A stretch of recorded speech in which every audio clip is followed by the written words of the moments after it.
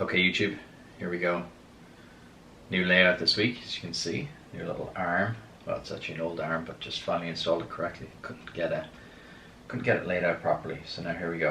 It just means I can swing this in now as I need to use it. So, okay, let's start. Idea Lab number 17.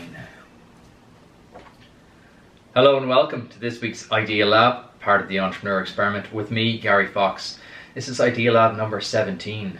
You're flying along. The Idea Labs are proven to be really popular. I think it's the short content has really kind of grabbed people. So give me feedback. Let me know if you think it's good, if it's something you're enjoying.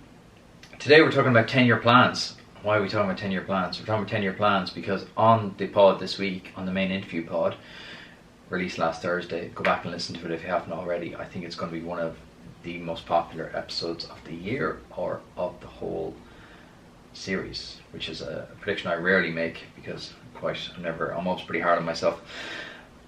Jamie Heaslip was my guest, and it was a really interesting chat. We went deep on habits, routines, investment strategies, and planning. And something he said really stuck with me and kind of made me think and pause, which is great because it's lovely when you hear things that kind of jolt you out of your kind of set mindset of how you think about things. And he said he planned in 10-year cycles. So he plans 10-year, 5-year, 3-year, 1 year, and then quarters. I plan in quarters generally. I plan, 4 quarters of the year, obviously enough for those of you keeping up with the maths at home. But I never really planned further than that. And it was when he said it, it just made a lot of sense, as in, if your big 10-year plan, your 5-year plan, which feeds into your 10-year plan, your 3-year plan feeds into your 5, your 1-year plan feeds into your 3, and then your quarters feed into your 1. And it just makes total sense. And I did it this weekend, and number 1, it was extremely useful. Number 2, it was oddly calming. It was very relaxing, because at the minute I think we're all a bit frazzled. We've talked about this in the pod quite a bit. We're all a bit frazzled by COVID and this is happening tomorrow, and we're locked down this week, and what's going to happen in week 4. And to actually kind of zoom out and give yourself the chance to sit down and go, right, what does the next 10 years look like? And it kind of gives you this calming sense of, okay, we've been in this situation since March. In the grand scheme of things, that's pretty small. And it was really good. I'd like to know if people are doing that, or do other people do this? Am I the only one not doing this? Let me know if you have a 10-year plan or a 5-year plan or a 3-year plan. It's something I'm doing. I'm going to keep doing it ahead of, generally I start my year in January like everybody else, but I often spend weeks beforehand kind of starting to plan and think about it, because it's something you can't really do in a day, and you shouldn't anyway, because it just leads to kind of short-term thinking. And I don't go into resolutions and stuff like that, New Year's resolutions, think they're a load of crap, but big on planning. So I thought that was really good. Go back and listen to the pod with Jamie and let me know what you think. The Entrepreneur Experiment community update. I revealed this last week, and it's an experiment for myself to see, is there demand for this, because this would be a big time commitment on my part, and I want to make sure that it's worth it for myself and it's worth it for other people, because I do not want to do something that's subpar. So I'm testing demand for creating our own private Entrepreneur Experiment community. Early feedback was very strong. I literally got a message.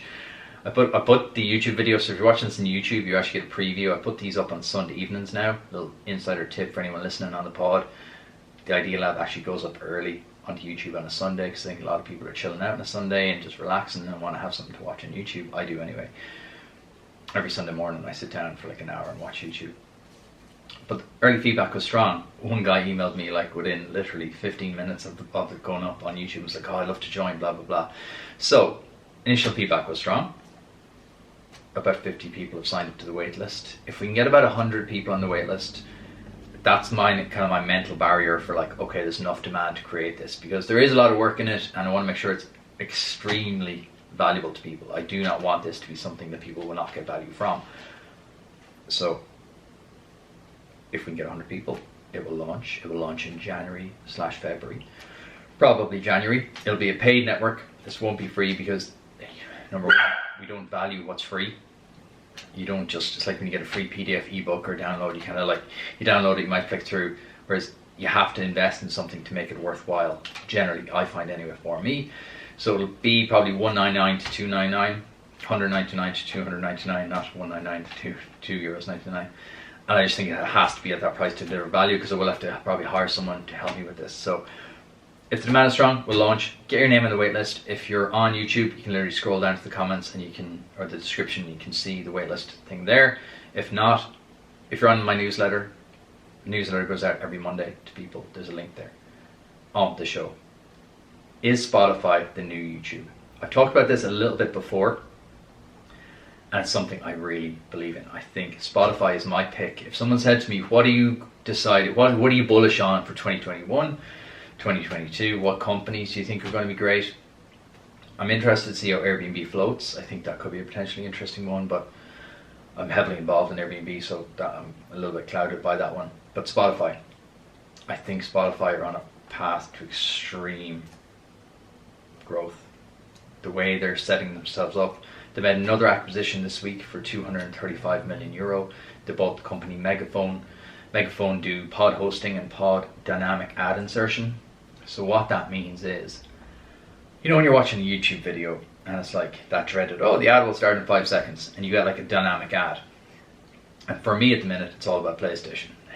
They're just bombarding me with ads for PlayStation because I've been looking at a lot of PlayStation videos.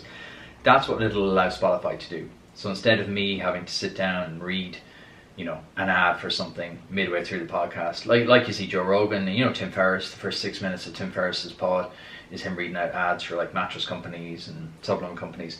So instead of that, Spotify will cleverly and dynamically insert ads that are tailored to you, Gary in Ireland, interested in XYZ, okay, hit him with this ad. And I think that'll allow Spotify to do a couple of interesting things. Number one, I think it'll help them monetize and help them drive their growth and their revenue. Number two, I think it'll help them essentially become YouTube for voice. But also, when they did the deal with Joe Rogan, they now have an exclusive deal with him. So come January, I think it's January 1st. Come January 1st, Joe Rogan's new episodes won't be going up on YouTube. Not the whole thing. There'll still be clips going up as far as I know, but Spotify are moving into video. I think when they do that, I think it's going to be a big, big game changer. I think a lot of content creators, I know for me, if I could generate some revenue through YouTube, through Spotify, it would definitely be a help.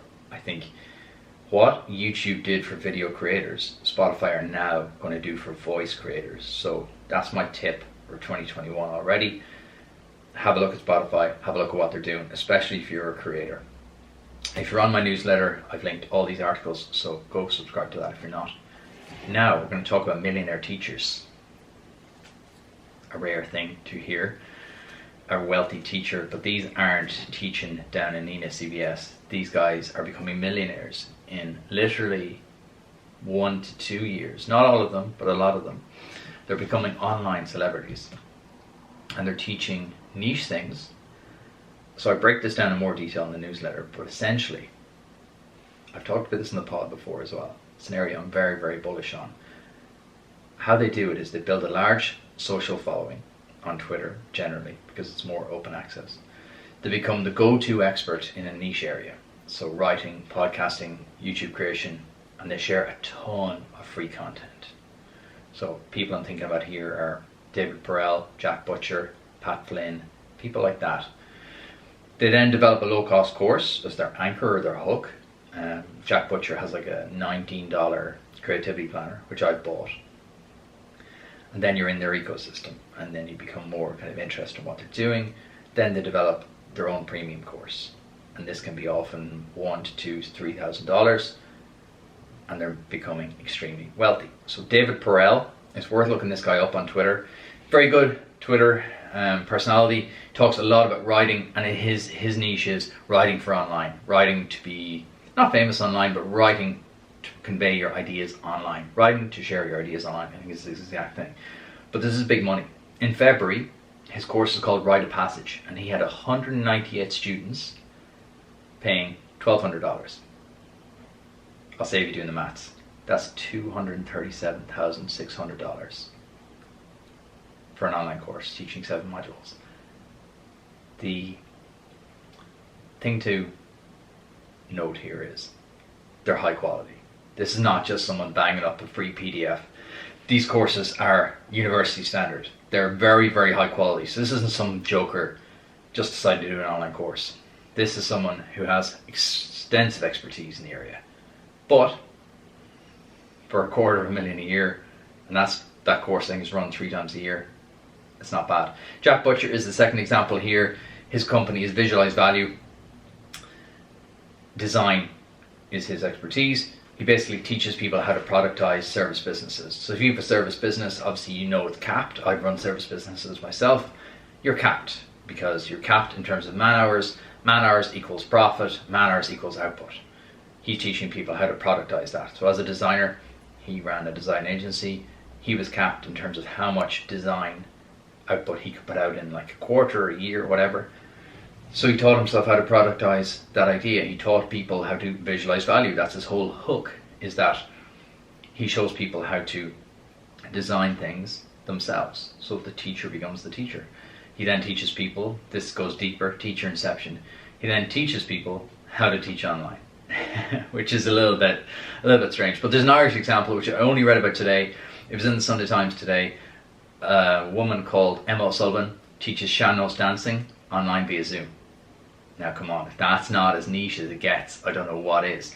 So it just shows you the long tail effect of the internet means no matter what skill you have, there's someone out there in the world who wants to learn it. And like, it's random because in the article, there's people from New York, there's people from Spain, I think, doing it. There's people from all over the States doing it with their online. So I think that's very cool. If you're on my newsletter, I've linked to a superb breakdown of how to develop an online course. It's from a female entrepreneur called Cody Sanchez. She's also worth a follow on Twitter. And that's it. That's the Idea Lab this week. I hope you liked the variety of content. A lot of people reached out to me last week and they're like, oh, I loved how random the idea of the Asheville Weekly YouTube channel recommendation was. So I'm trying to keep it mixed up for you. I'm trying to keep it varied. I'm trying to keep the content as wide as possible and as random as possible. So it's not just all about tech, or it's not just all about very e-commerce-y online stuff. I'm trying to keep it as broad as possible for people. My momentum challenge is going well. For those of you who are interested, we're over halfway through lockdown. I'm going to end today on a very big high. We're halfway through lockdown. We're getting closer. We're nearly there. My momentum challenge is I'm exercising every day for the entire duration of the lockdown. It's going pretty well. It's hard. I found this week, if I'm very honest with you, this week was the hardest week. The first 2 weeks I was pretty enthusiastic. This week was hard. I kind of had to push through that barrier this week. I think it's like any new habit you take up or any new routine you take up. You get your initial burst of enthusiasm and then it kind of falls off. So I found by sharing it online, it's helped me kind of keep accountable. And there's a few people doing it with me, and there every morning they're sending me their WhatsApp voice notes going, here, I'm up, I'm doing my Stairmaster, or I'm doing my run, or I'm doing my swim, or whatever. So do get involved. If you are doing it along with me, let me know. I'm a little bit lucky in the fact that I'm working out parallel nutrition and they're keeping me on track with my food. I get my breakfast, lunch and dinner delivered by the lads twice a week, so it's keeping me online. If you want to check them out and get a kickstart on your January new diet or your fitness plans for the new year, I'd say start now. Don't look at January as the silver bullet. We still have half a lockdown, just under half a lockdown to go, so you can create a lot of good habits in that time. So it's parallelnutrition.ie. Also got sent a really cool box. There we go, novel ideas. Sorry, if you're on the podcast, you have no idea what I'm pointing at, but it's a very cool gift box I got sent this week. A new Irish company called novelideas.ie. My Ultimate Weakness books. They sent me a gift book, a gift box even, and in the box is a book that's chosen by them. You tell them kind of the areas you're into, and then there's like a couple of other surprise treats in it. It's very cool, so I would check out novelideas.ie. They're a young Irish company, so I like seeing young entrepreneurs in Ireland, any entrepreneurs in Ireland, starting off and having a crack, so fair play to the guys. That's it for this week. A little bit of a longer episode this week. I had a lot to say. I will see you on Thursday for a new episode of the Entrepreneur Experiment interview series. Until then, be safe. Be safe. I never know how to finish that off. We're now going to get our thumbnail. If you ever wondered how you get thumbnails, this is generally how. Whoa! Whoop! So this is how we're going to get our thumbnail. So